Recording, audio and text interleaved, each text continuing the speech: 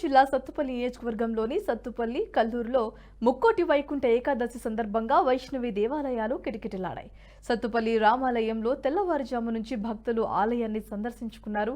ముక్కోటి సందర్భంగా నేడు ఉత్తరముఖ ద్వారము నుండి స్వామివారిని దర్శించుకున్నట్టుకు భక్తులు క్యూలో బారులు తీరారు. స్వామివారి దర్శనార్థం వచ్చిన భక్తులు కొరకు ఆలయ కమిటీలు సభ్యులు అన్ని రకాల ఏర్పాట్లు చేశారు. ఆచార్యులు కలిసి చక్కటి అలంకరణతో స్వామివారిని ఉత్తర ద్వార దర్శనం ఏర్పాటు చేసినారండి.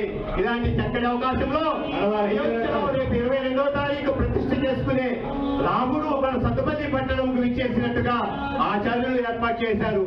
అలాగే మన రామాలయంలో ప్రత్యేకత ముక్కోటి ఏకాదశి రోజే ఆ భూదేవి శ్రీదేవి సమేత వెంకటేశ్వర స్వామి